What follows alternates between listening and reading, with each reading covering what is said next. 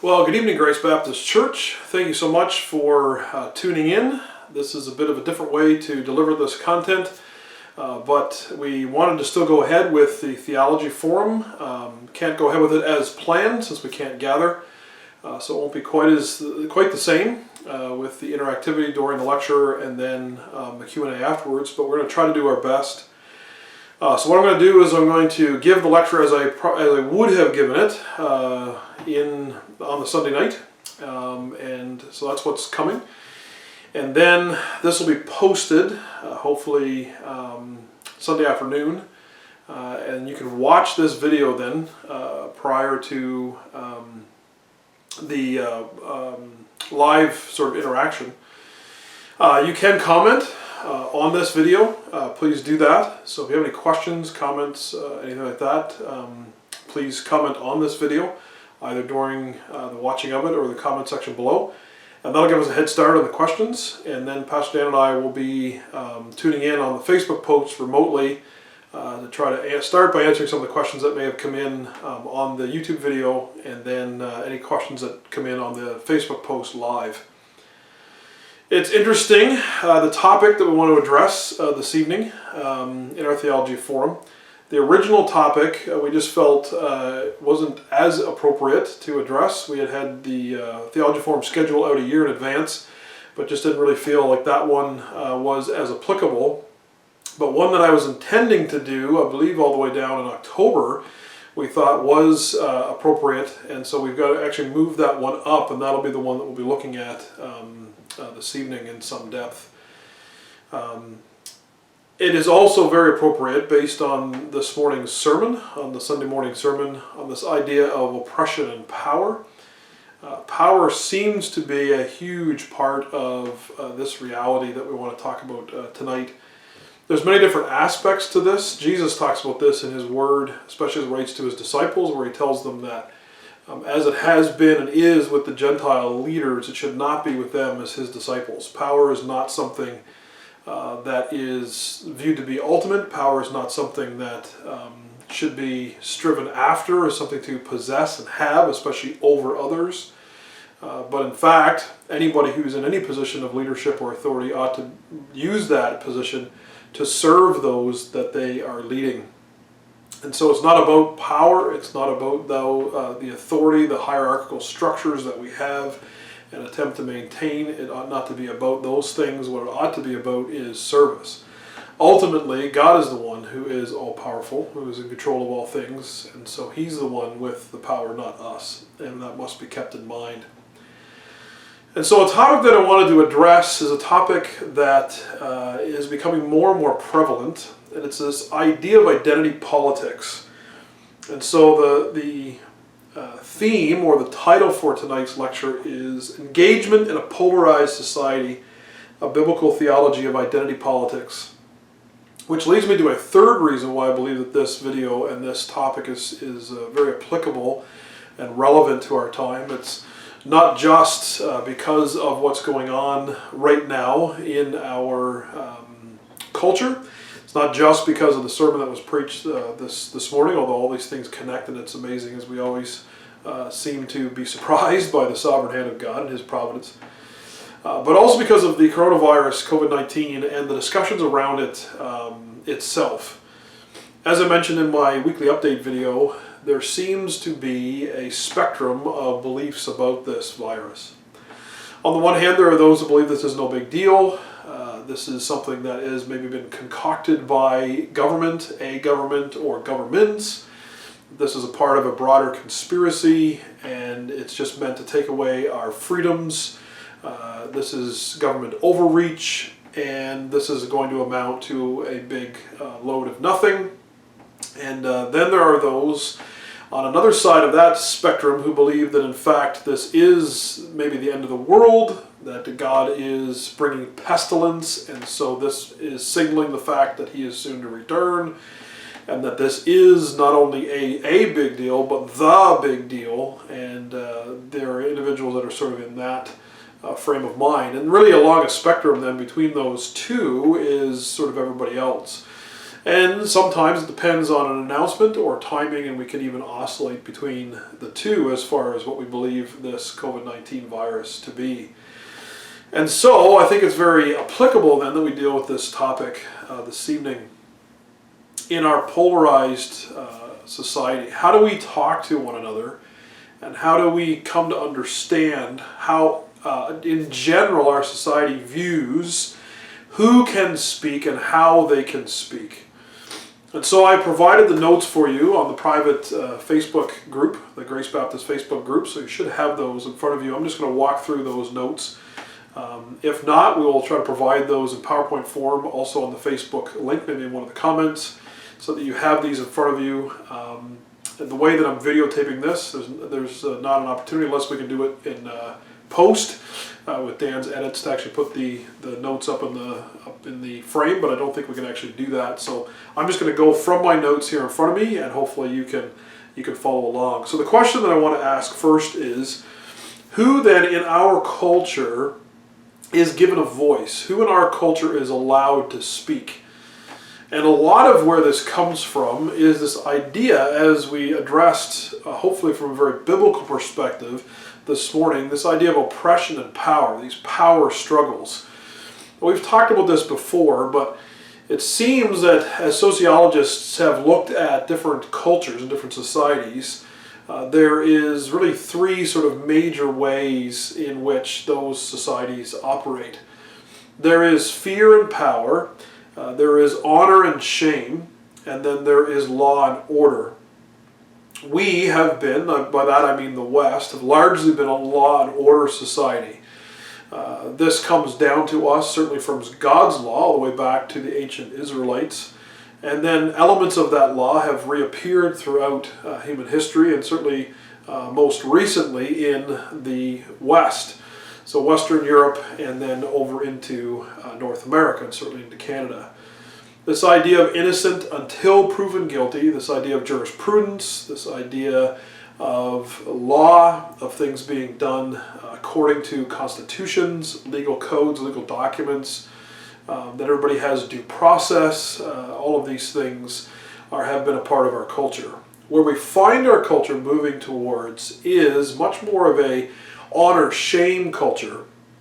There's not as many elements of fear-power in the sense of some cultures that have been dominated by the fear of the unknown, of the spiritual, of the gods or the goddesses. We see a number of ancient cultures that have operated in this way, and some cultures even today that have been cut off from modern civilization in many ways. But honor and shame is definitely a part of this, and we see that worked out in our culture, that if you are believed to be able to speak, then you are honored and your message is promoted.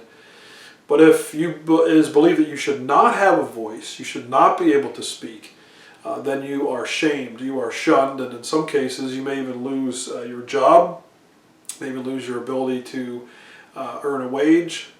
And so individuals in our culture who have been deemed oppressors or deemed individuals who are not allowed to speak, they've been labeled xenophobic, misogynistic, bigoted, phobic of different kinds, and then their voice is not then to be heard.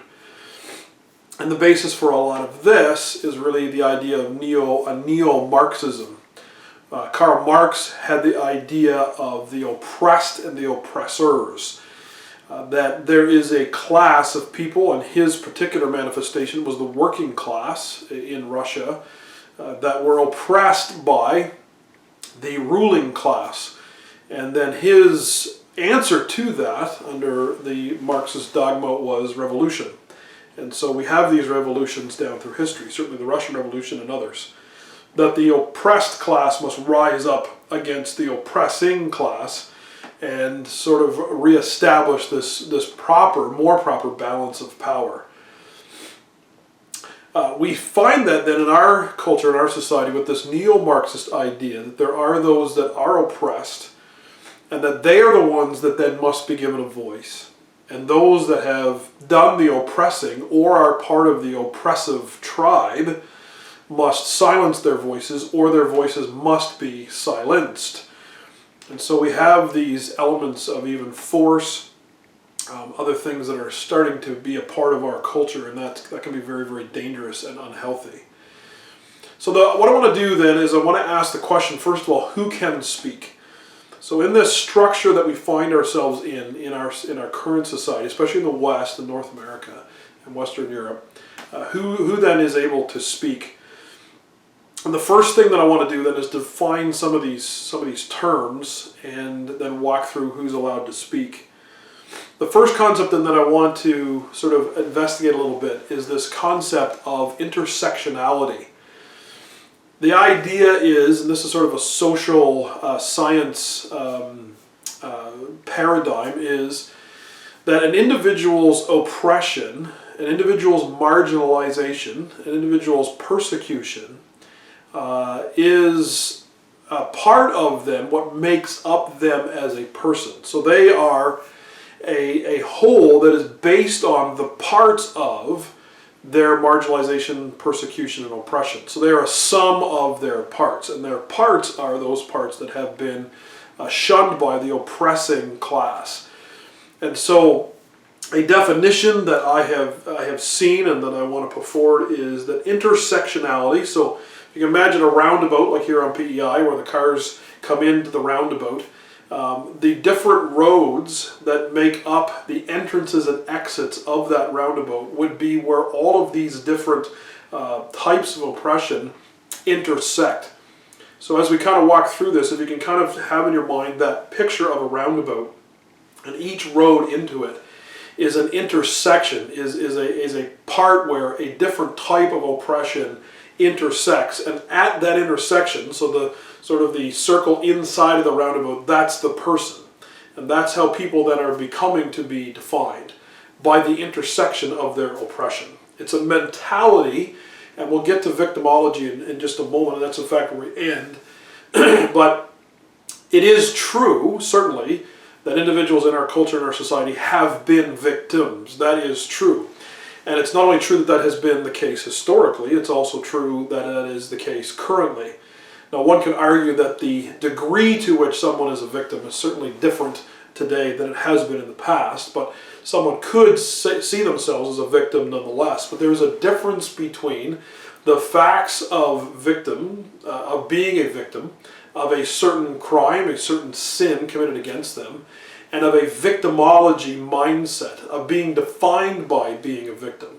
And that's where we find our culture moving. So intersectionality is the complex, cumulative way in which the effects of multiple forms of discrimination, such as racism, sexism, and classism, combine, overlap, or intersect, especially in the experiences of marginalized individuals or groups. And I would say more the individuals than the groups.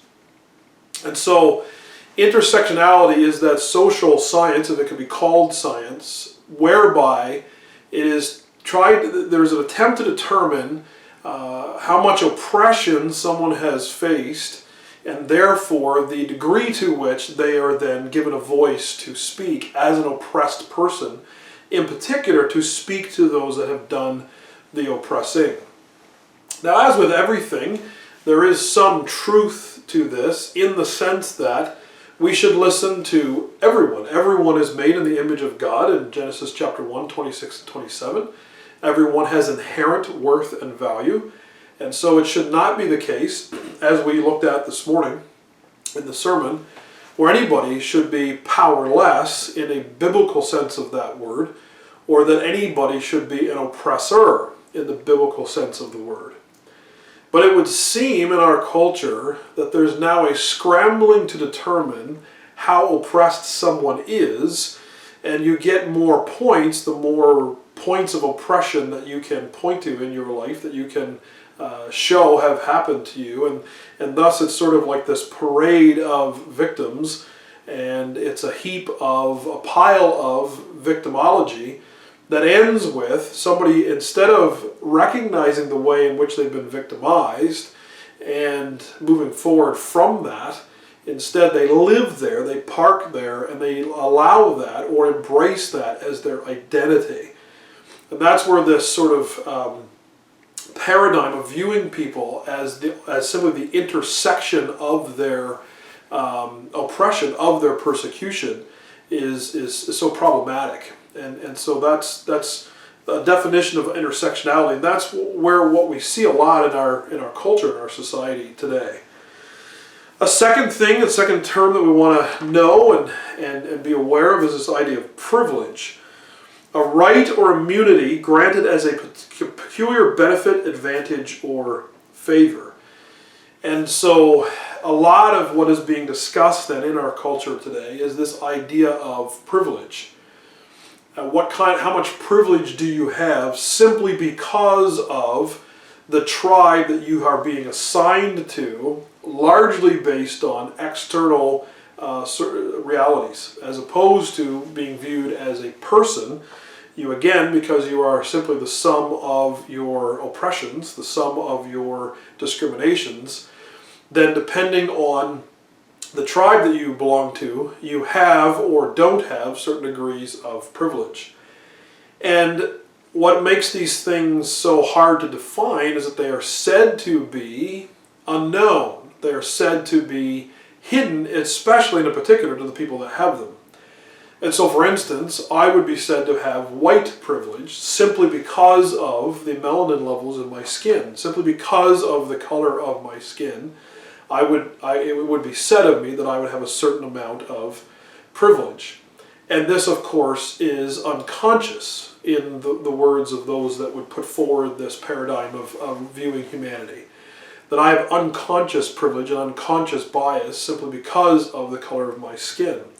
This reduces me then from an individual, from a person that has a certain story, has certain experiences, shared or otherwise, to simply the intersection of my privileges or oppressions. And in my case, if I'm viewed to have very few of those, my roundabout might only have one road in and one road out, and that might be it.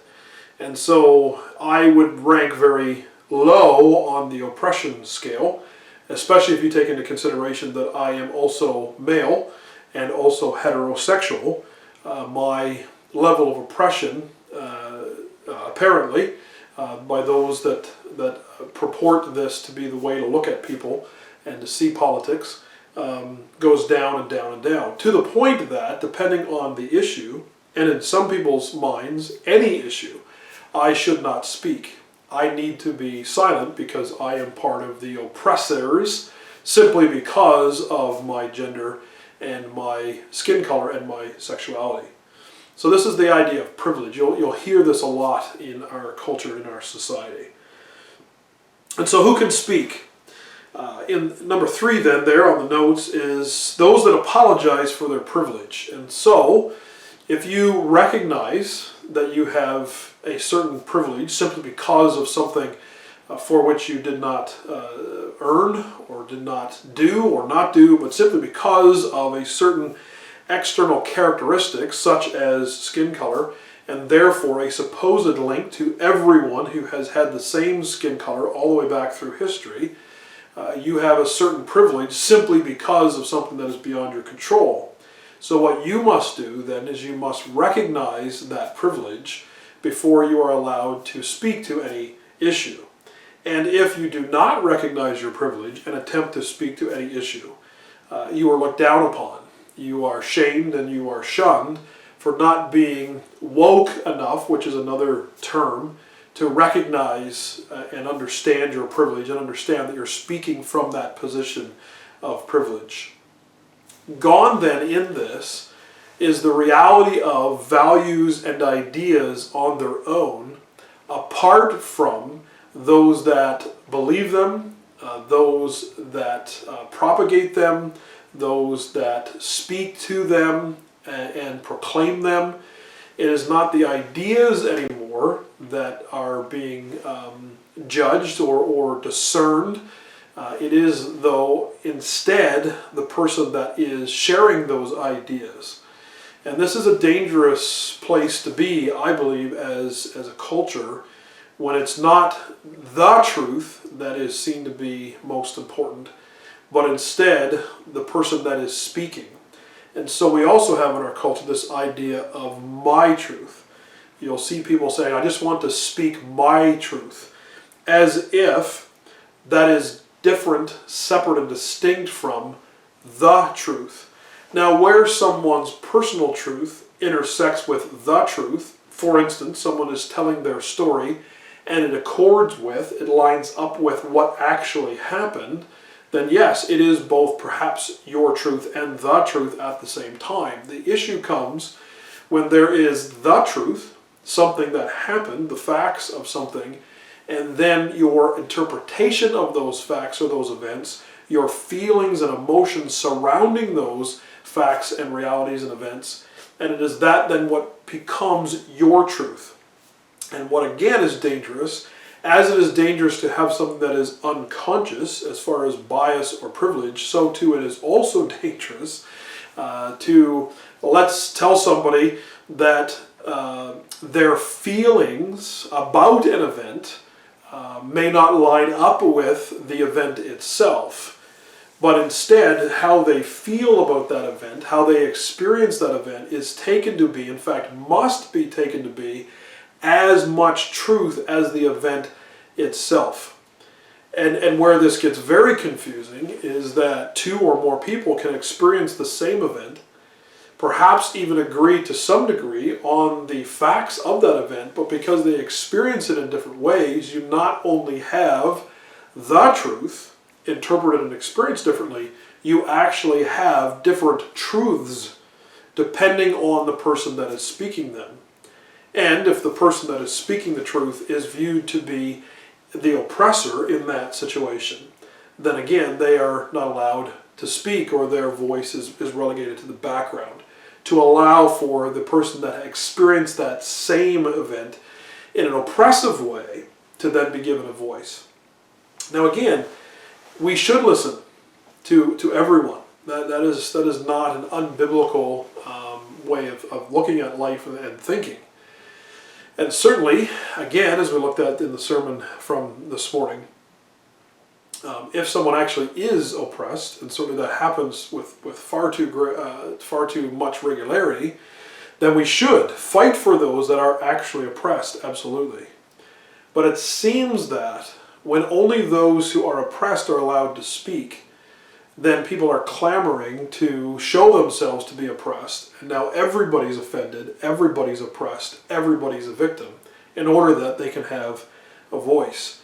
And so we've reduced the truth, or I should say we've scattered and gone away from the truth and expanded it now to everybody's truth. And rather than clarity, we have a cacophony of oppressed voices clamoring for attention.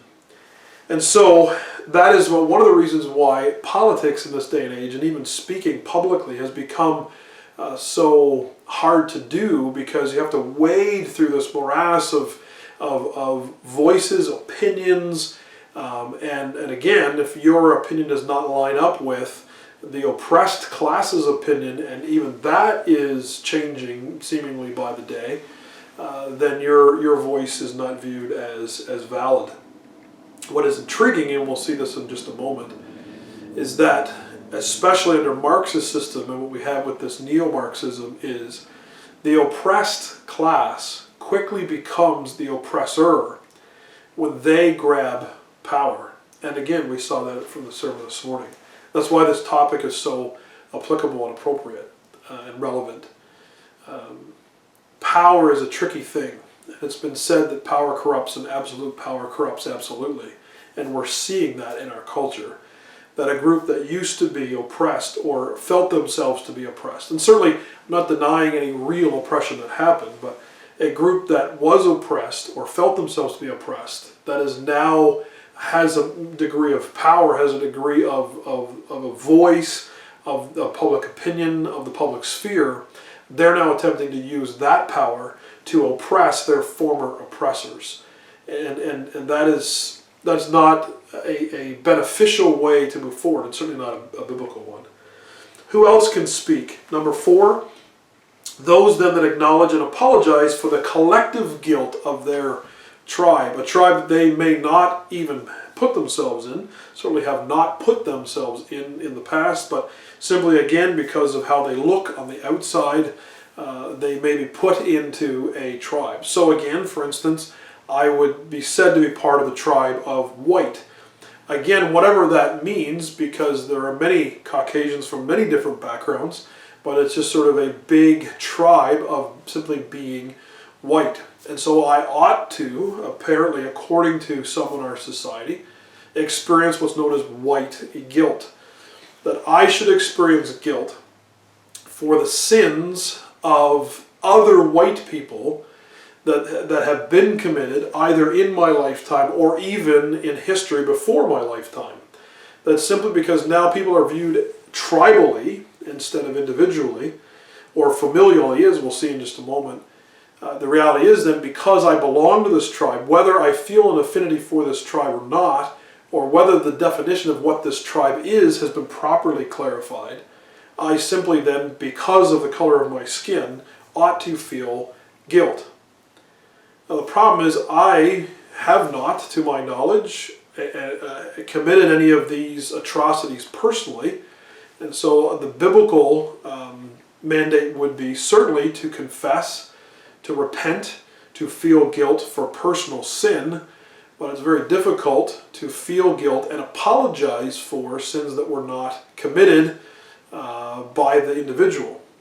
For instance, myself in this situation. Now, I do want to be very sensitive in this. I've reached out to a number of people, and certainly one friend that I reached out to reminded me that in some circumstances, well, in all circumstances, but in the particular circumstance we were discussing, it may be the case that it was not my problem or our generation's problem or something that we did personally. But just because we did not commit the crime does not mean that we are absolved of any attempt to then try to solve the problem or the crime as it has been committed. So for instance, this particular conversation that I was having had to do with the reality of First Nations people in our country. And this has come to the fore just before the COVID-19 outbreak with the Wet'suwet'en and the pipeline and all these things that were in our news cycle. And so on the one hand, I do not believe it is biblically correct to say that all white people should feel guilty for everything that any white person or people did in the past. That idea of white guilt to me does not line up scripturally.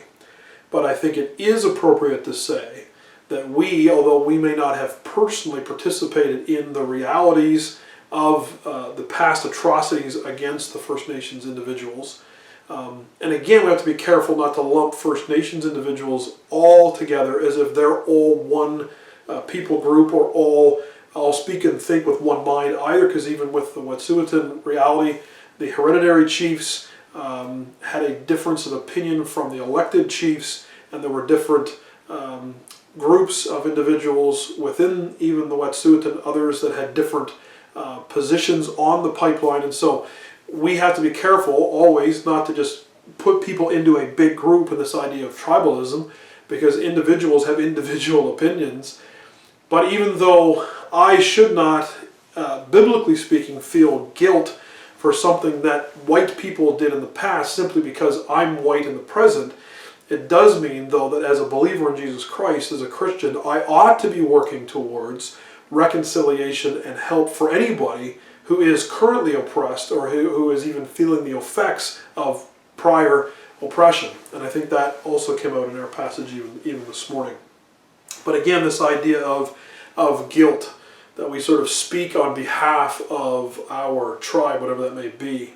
I hope that this isn't too confusing. I know this is kind of maybe heavy and weighty, and many of you may have not even interacted with these things, but I think you've at least interacted with some of them or heard some of this terminology or realized some of these things, through the news media, through online, through different things, that this is a reality or becoming a very strong reality in our culture.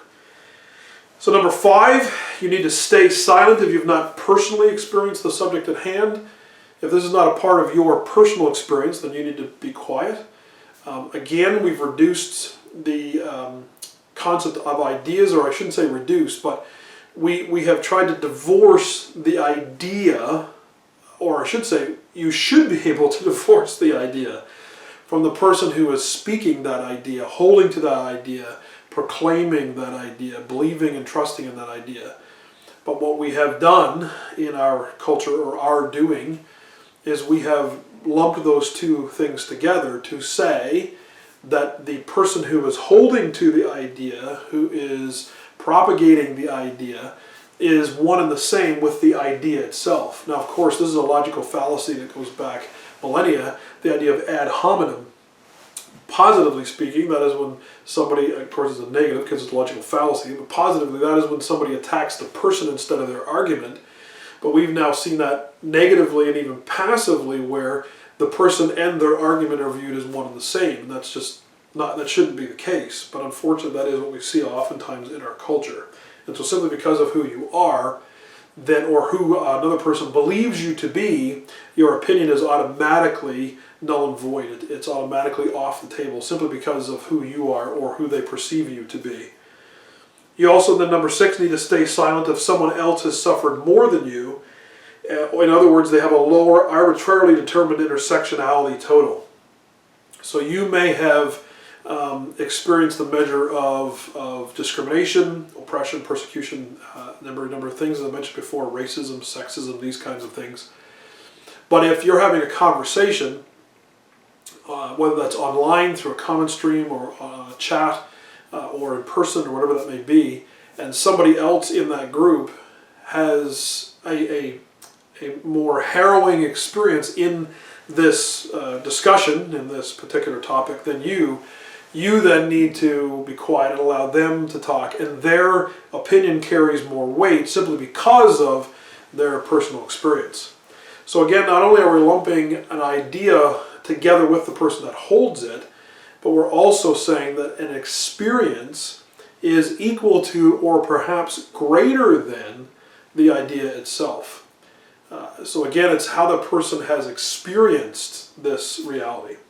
One of the ways that we see this then is on the idea of life. Life, does it begin at conception? Is a child that is as yet unborn in the womb, are they alive? Is that a human life in the same way as our life, as someone who has been born and grown and developed? Or is it not? So it has been divided, generally speaking, into pro-life and pro-choice, these two groups. What has become very popular to say, though, is no uterus, no opinion. In other words, half the population then need to be excluded from this conversation, not because of the ideas that they hold, either pro-life or pro-choice, but simply because this is not part of their experience. And so the prevailing logic seems to be, the prevailing idea seems to be, is that those that have this experience, i.e. women, they are the only ones that can discuss this topic. All other voices that of men need to be excluded from discussing this topic simply because they are men and they do not have personal experience with this, therefore they need to be quiet. And so again, we've taken things out of the realm of ideas, we've taken things out of the realm of facts and data and these sorts of things, and certainly out of the realm of what the Bible has to say, and put it solely then in the realm of experience, of how somebody feels, how somebody has experienced these things themselves. And if they haven't experienced them, then they just need to stay out of the conversation. And so I would submit that certainly the Bible has much to say on life, both at the beginning and at the end, with the current debate about MAID, medical assistance in dying, in our nation. Euthanasia is also known. And yet, some would say, if you have not walked through that experience, you have not walked through that journey, then you also need to be quiet. You don't have a voice in this. And so it's troubling that rather than looking at thoughts and opinions from individuals, and in many ways, as much as possible, divorcing those thoughts and opinions from the individuals that hold them, and simply looking at them and basing them on the merits of the idea, thought, and opinion itself, it's now become so interconnected with the person who holds it that it can immediately then be discarded or embraced, depending on what tribe you happen to be a part of. And so at the end of the day, then what we're saying is, number 7 on the next slide there, on the last slide of the second slide, is that only victims then truly can speak. And from the standpoint of allowing, not only allowing, empowering victims to speak, and I hesitate to use the word empowering because that can also other connotations, but in the sense of listening to everyone, yes, that's a very biblical idea. We ought to listen to. Everyone is made in the image of God. Everyone has inherent worth and value. That is good. But I think where the overreach has come is in saying only the oppressed can speak. And of course, what is naturally going to happen, logically is going to happen, is that if only the oppressed speak and have opinions that are valid and can weigh in on issues, then the oppressed become the oppressors. They become the very thing that they were saying that they are fighting against. And this is what happens then when we do not do things biblically. What the voice that we should be speaking with is the voice of God's Word on any issue, and not just simply giving the microphone only to those who have been oppressed. Should they have a voice at the table? Yes, absolutely. In many cases, have they been denied a voice for far too long? Yes, that is absolutely the case. But is it now then, is the solution to that to make the oppressors, or the oppressed, the oppressors? I think anytime we do things that are not God's way, then we have a tendency to do that, certainly. So Christians ought to have always been fighting on behalf of those that are oppressed. That's part of our mandate.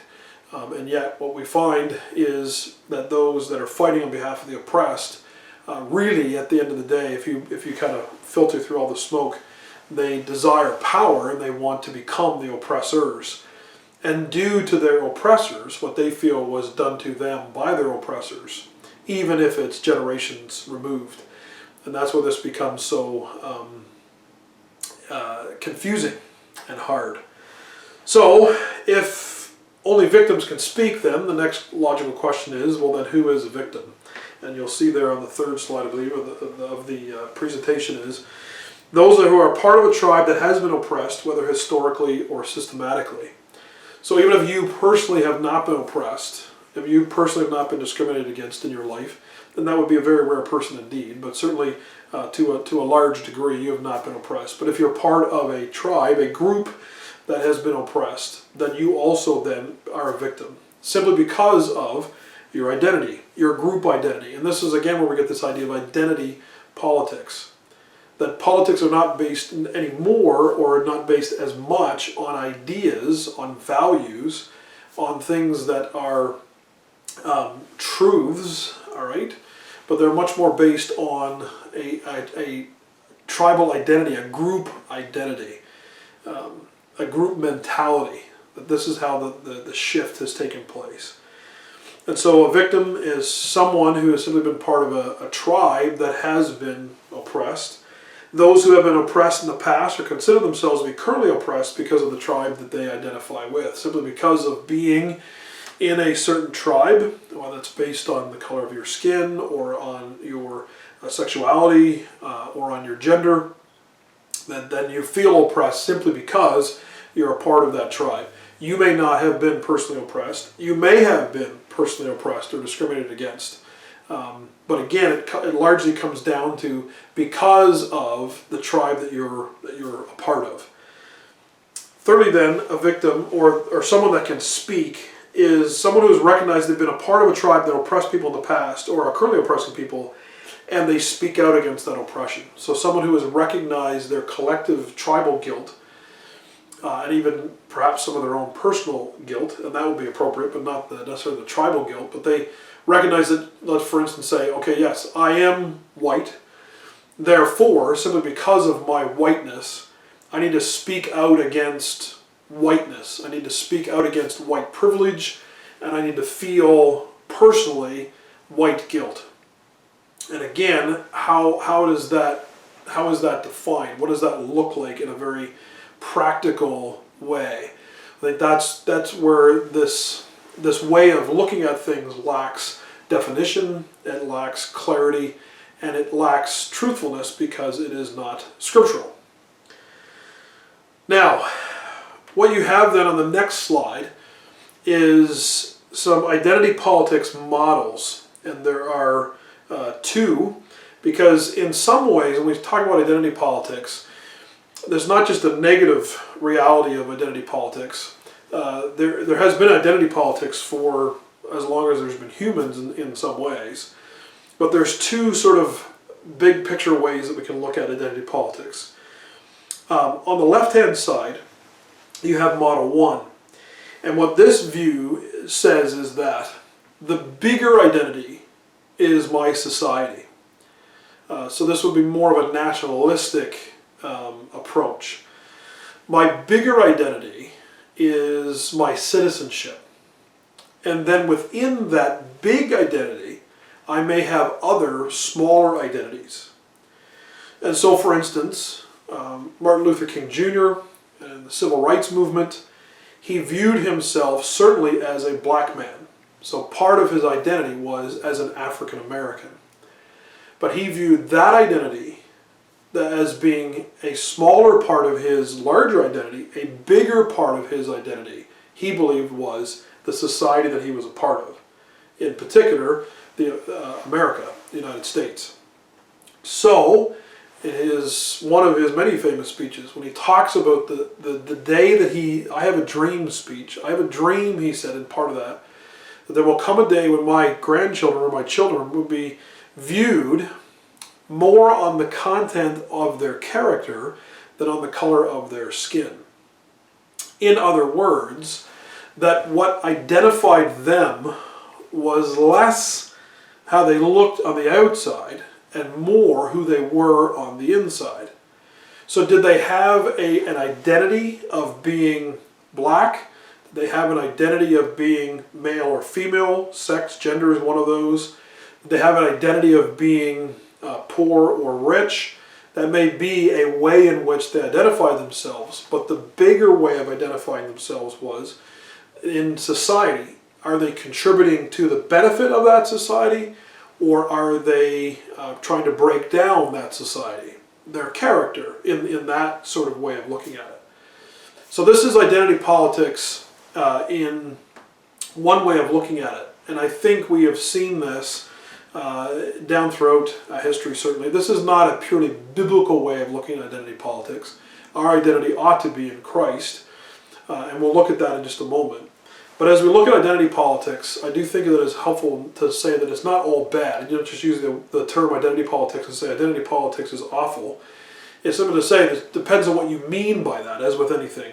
All right? So we've talked about intersectionality, we've talked about privilege, we've talked about guilt, we've talked about these things. So what do we mean when we talk about identity politics? Model 1 is not a bad way to look at it, and it has been helpful in the past.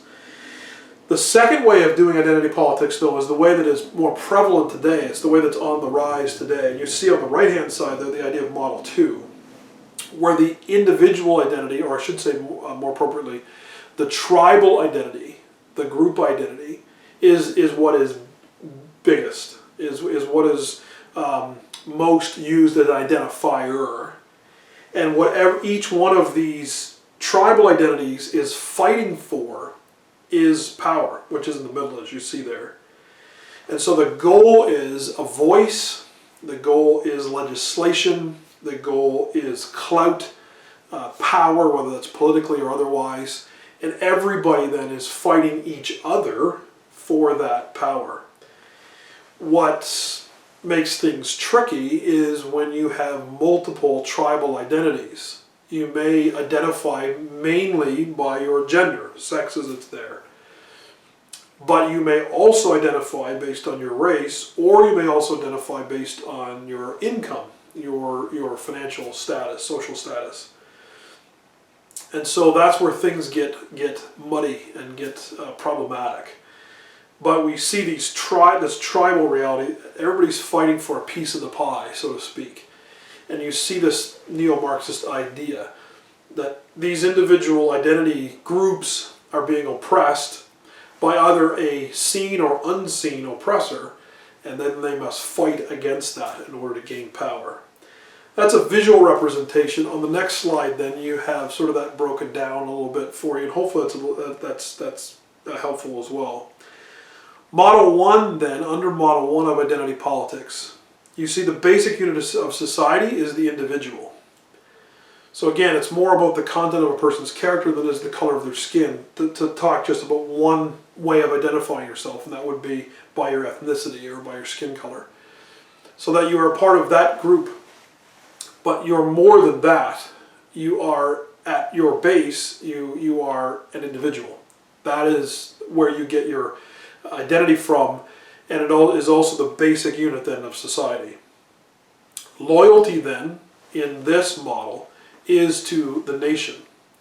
It is not primarily or ultimately to your particular tribe, and you may belong to multiple tribes, but it is to the nation, it's to the bigger whole. And then the key concept in this model is the idea of freedom. So many of our freedoms, freedom of speech, freedom of religion, freedom of free assembly, these kind of things come from this idea of identity politics. That my identity as a man, say, or my identity as a white man or a heterosexual white man is less of a identifier than the bigger identity that I identify as a Canadian, all right? And so if I want freedom, I have to extend the same freedom that I want for myself to others. And so, if I want the freedom to believe as I believe, then I must extend that freedom to other people, especially to those who believe differently than and perhaps opposite to what I believe. We're not talking here necessarily about things that are legal and illegal, things that are crimes and not crimes, but things like, as we've been talking about this whole time, opinions, all right? Ways of looking at things. All right. If I disagree with somebody's opinion, I may disagree with their opinion, but I need to fight to maintain the freedom for them to hold it under this model. Because if they don't have freedom to express their opinion, then it means that I don't have freedom eventually to express mine either. And model number 2, the model that we seem to be using more and more in our society, in our culture, is the basic unit of society then is the tribe. So your personal identity, who you are individually, is less important than your tribal identity, your group identity. And so if there is a different melanin level in your skin color, then you are assigned to or may feel affinity to a certain tribe of people that also have a skin color that is similar to yours. And your personal identity, your individual identity, then is subsumed into this tribal identity. And so I am no longer Jeff Eastwood. In this model, I am a white heterosexual male, or in that particular analogy, simply white. So that big, nebulous, hard to define group, that's the group that I belong to. And so then that's my tribe. And it doesn't go below that. You don't pare society down further than that. The lowest common denominator, so to speak, or the most basic unit of society then is your tribe. Where is your loyalty then? Under this reality of identity politics, your tribe and those who fight with you against common enemies. And so you will see this even in, for instance, the LGBTQ community. That the tribe that you may belong to would be to the lesbian tribe or to the gay tribe or to the bisexual tribe or to the transgender tribe. But in part, you not only are part of that tribe, but you also then link arms with other tribes because they are also fighting for, ostensibly, the same thing that you're fighting for. And they're, more importantly, fighting against the same enemy that your tribe has. And so that becomes sort of a bigger tribe, but it's still a tribe and your personal identity, who you are individually, is less important than your identity as it relates to the tribe that you're a part of. What is the key concept here? Then the key concept here is not freedom. The key concept is power. Who has it, who doesn't, and how do those that don't have it get it and maintain it and use it and wield it against those that previously had it. And this is really where we're at as a society.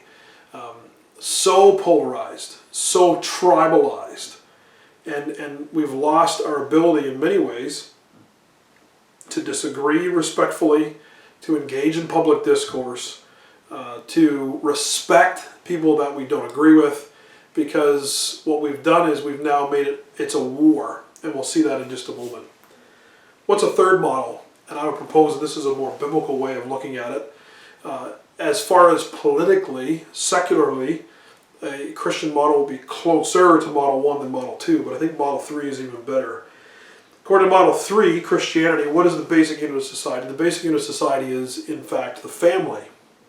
It's not the individual, and it's not a tribe, but it is the family, as far as a basic unit of society is concerned. And so, what we have in the beginning is that God creates male and female, both in the image of God, with the intention that they would procreate and form a family. And we see this then in Genesis again 1, 26 and 27. We see this again in Genesis chapter 2, where it says that a person, a man, will leave his father and mother, cleave to his wife, and they will then become one flesh, a new family unit. If the basic unit of society is the individual, then it's all about individual rights, and we don't find that in Christianity. But we certainly don't find that it's tribalism either. We find that it is, as far as society is concerned, it's the family. Now we have bigger families. There's our own family, extended family. We have our church family. We have our neighborhood family. We have our province family. Different ways we can look at it familially, but that is how the Bible, I believe, looks at things from a societal standpoint. Whereas our loyalty then as Christians, it's not to our nation primarily and ultimately, although we do have, we do need to listen to our authorities, Romans chapter 13 and others. We do have some responsibilities certainly to our nation, but primarily our loyalties lie with the kingdom of God, God's kingdom. So our citizenship is not here, it is in the life to come, it's in the kingdom to come. Our ultimate Lord is not the Prime Minister or the President or the King or Queen. Our ultimate ruler is the King of Kings and the Lord of Lords. Because of that, we ought to be good citizens. But it gives us balance, it gives us a better perspective, perhaps even to say, that it is not about then our nation, it is about God's kingdom, which allows us then freedom to work for the betterment of our earthly citizenship, because we recognize and realize that our citizenship is actually in heaven. What is the key concept then in the third model, as far as it relates to identity politics, and I can even use that terminology for this, is grace. Yes, we are in favor of freedoms, and certainly as Baptists even, we would have promoted freedom of speech, freedom of religion, freedom of conscience, these types of things. But ultimately, the key concept in the Model 3 is grace. What we find in either of the first two models of identity politics is a distinct lack of grace. And it would seem that once you are labeled to be a part of a tribe, it is very hard, if not impossible, to then move to another. There is no forgiveness in the new way of looking at things in our culture. If you have ever said anything at any point in your life, and it can be shown that you said it, that it means that you meant it the way that it was perceived to have been meant. What somebody believes you meant by what you said is more important than actually what you said and what you meant by it. And you are labeled therewith forever. And that is actually then who you are. And this is so dangerous. This is so counterproductive. This is not the gospel. This is not grace. We know, because we have personally experienced it hopefully, that we can change. And yet our society would say, that we cannot. Once you're part of a tribe, that's the tribe that you are a part of, and you will not ever move away from that tribe. Especially if you're believed to be a part of a tribe that has done oppressing things in the past. That means that at heart you are an oppressor, and you will never be one who is kind and gracious and gentle. You are instead bigoted, phobic, any number of these things. And these terms get thrown around. They've always been used so much they lack any meaning anymore. So to sum up, we only have a few moments left, so let's sum up. Intersectionality is divisive and it is destructive. First of all, it separates people based on levels of oppression, calling attention to our differences instead of our commonality. Simply by virtue of the fact of how intersectionality came to be as a social philosophy and a paradigm for viewing humanity. It calls attention to what makes us different. It calls attention to what has separated us instead of what brings us together and what unites us. It is inherently then divisive and thereby destructive. I am not viewed then based on my character, based on the thoughts and the opinions and the values that I hold, but instead I'm viewed in how I have been oppressed, persecuted, and discriminated against in the past. And what a negative way to view people. And that is what intersectionality does. It also silences voices, doing to others what it claims was done to it. And again, we see this power structure and this power struggle. The reality that those that get power immediately become thereby the oppressors, the very people that they say they were fighting against. And they then turn on the people that they were fighting against and become those people themselves. It has happened throughout human history, and unfortunately it's happening again in our culture. Rather than having respectful dialogue, rather than having disagreement with respect, rather than actually loving people, what we find is what we want to do is we want to label someone, and once they've been labeled, and we've assigned them the tribe that they're in our minds, then that's the tribe they're in, and based on our feelings towards that tribe, that's how we treat them. And what a very poor way, and an unbiblical way, to view people, to view humanity. But instead to see what makes us similar, that we are all made in the image of God, we all have inherent worth and value, and we're all sinners before that holy God, all in need of a Savior. There is only one, Jesus Christ the righteous. And in Him and through Him, we can become part of the children of God, followers of God, restored, renewed, reconciled to God, justified, and all of these things that go with it, the beautiful reality of the gospel. And so rather than looking at the things and defining ourselves by that which divides us, and automatically makes us enemies. It's almost like the generation that cries the loudest for tolerance are the ones that are working the hardest against it. Tolerance means, or definitely used to mean, that you put up with something you don't agree with. You tolerate it. You can't have tolerance unless you have disagreement. And yet in intersectionality, we want to divide people, and then we want to shut out those that we disagree with. That's not tolerance.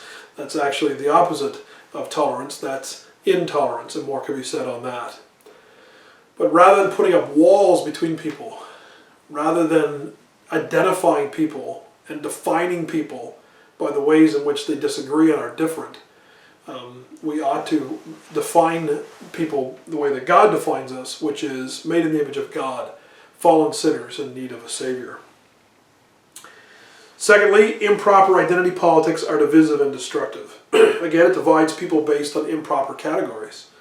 It would seem to me that if we are in fact enlightened, that we should stop dividing people according to external categories, and instead be looking at people according to who they actually are.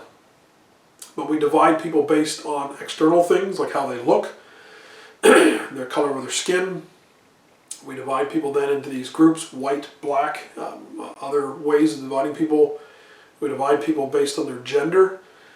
we divide people based on their social class. We're still doing this. And unfortunately, the people in our society and our culture that say that they're working the hardest against this are actually working hard to make this worse. One could say that we are more divided by race or ethnicity than we were even in Martin Luther King's day and others.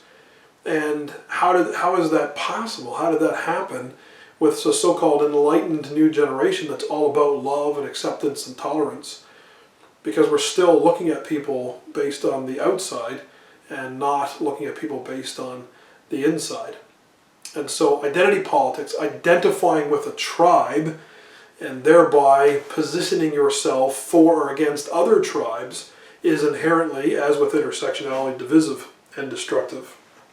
And then secondarily, it recasts disagreements as war. We're disagreeing, we can disagree about things, but we can still love each other and respect each other. And yet, in this new way of looking at politics and talking to each other, it doesn't seem to be the case. Any disagreement that I have with you is actually a war that I must win against you. And that's just simply shouldn't be the case.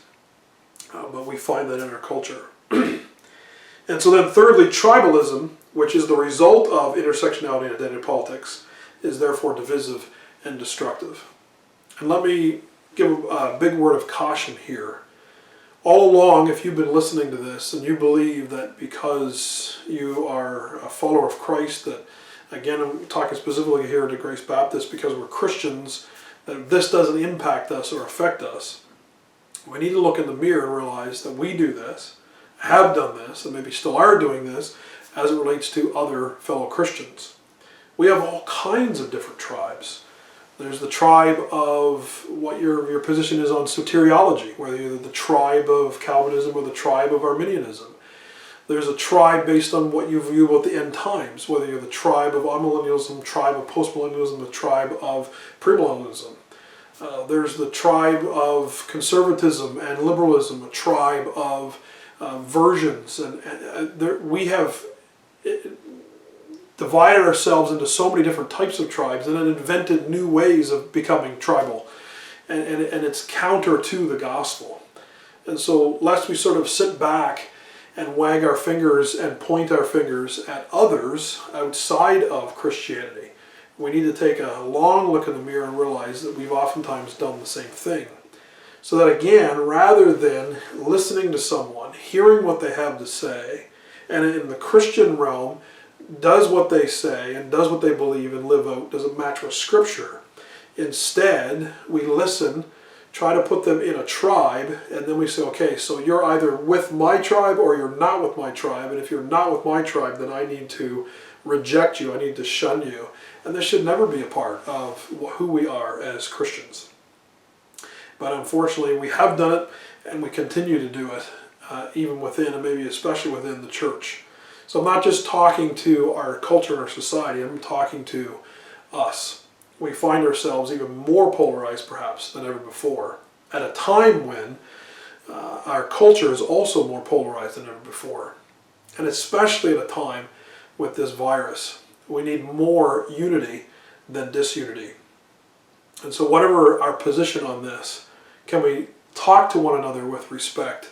Can we share each other, even our fears or our I shouldn't say mockery, it's probably too strong a word, but our making light of these things? Can we share these things in the context of the family of God in Christ? Challenge each other as needed, but also deal with one another with mercy and grace and patience and love and these things that exemplify and reflect who God is. So, lastly then, as we wrap up, and we're a little over time, what is a better way forward? Number one, identify everyone as an image bearer. Everyone bears the image of God who is human. That includes from the moment of conception to the moment of death. And of course, after death, they are still an image bearer. We are everlasting beings. And so, that is how we ought to view people. Not by what tribe they belong to, whether that's based on their gender or how much money they have or don't have, or the color of their skin, or within the context of Christianity, what theological position they hold on a range of different theological realities. That instead, if we can view everyone as an image bearer of God, that they have inherent worth and value because they're made in the image of God. Number two, understand our biggest problem is not oppression, but it's our own sinfulness. Our biggest problem is not forces outside of us. Our biggest problem is the sinfulness and the sinful heart within us. We are our biggest problem. And so, rather than this victim mentality that we like to have and hold, both inside and outside the church, sort of inside the church, maybe our theological position is not the theological position taken by the majority of Christians or by the majority of people in our church, and so we want to take the victim mentality in that. Our biggest problem is not oppression from without, our biggest problem is sinfulness within. And I think that helps us then to avoid the victim mentality. All of us are sinners. All of us need rescuing. All of us need a Savior from our sin. And that really puts us on a very level playing field, and also ought to stop us, or at least help us to avoid dividing into different tribes. Hold our commitment to our tribe in balance with our commitment to all image bearers. Yes, we're going to find affinity with certain groups based on what we believe and based on different opinions and thoughts that we have, certainly. But how do we keep then from those tribal affinities becoming primary, and us losing then the responsibility that we have to everyone? Everyone is image bearers of God. Those that not yet have a relationship with Him, to know the good news that although we are great sinners, there is a great Savior, Jesus Christ the righteous. And those that are children of God, that our responsibility to them is in the family of God is greater than our responsibility to our little tiny group online that adheres to our particular minute little brand of theology. There are certain things that, yes, have divided us. There are certain things that are important, but ultimately, those that name the name of Christ, those that have recognized their sinfulness, have repented and believed in Christ alone for salvation, are all part of the church, are all Christians, and we need to remember that, rather than dividing and subdividing into these little tribes. And seek to love and respect all, especially those that we disagree with. We are certainly going to disagree. That's a part of our sinful nature. But we need to respect and love each other. Truly respect and love each other. It seems that the appropriate volume anymore in our society, or the preferred volume at least, is loud. We're going to yell everybody into submission that doesn't agree with us. We're going to shun people. We're not going to befriend people that are of different persuasions than us. We've just become this polarized, tribal subgroups yelling at each other from a distance. This is not what God intended for us as humanity. What God intended is that we would listen to each other, that more importantly than that, we would listen to His Word, and that our opinions, thoughts, and values would come under His Word, that His Word would reign supreme. Where our thoughts, opinions, and values do not line up with His Word, we need to change, not Him or His Word. Where His Word is not as clear as we would like it to be, we need to have charity. We need to have love. We need to have patience, kindness with everyone. Because our goal is to glorify Him. And our goal is to hopefully share with others how they also can glorify Him through Jesus Christ the righteous. So I hope that this helps a little bit. I know there's some heavier philosophical stuff, especially at the beginning of the presentation. And there's much more that you can read and interact with on this. And I can certainly share some resources for some further follow-up on some of these things. But I just really thought, because of where we're at as a society right now, with the sermon, which again is all in the sovereignty and providence of God, and also with even opinions on this virus that we're currently living in the reality of, how can we have these discussions without automatically going to opposite ends of the spectrum and just yelling at each other from a distance? But how instead can we come together, respect each other simply because we are made in the image of God, whether we are children of God or not, Christians or not? Can we not have good dialogue based on ideas and thoughts and facts instead of just yelling at each other, competing facts and competing opinions and experiences? And then, especially as Christians, can we not have true Christian love, true Christian unity, true Christian mercy and grace and patience, and treat each other as we have been treated by God? And that is my prayer for all of us. I look forward to any of your comments, and hopefully we can have a little bit of interaction later on this evening. Thanks so much.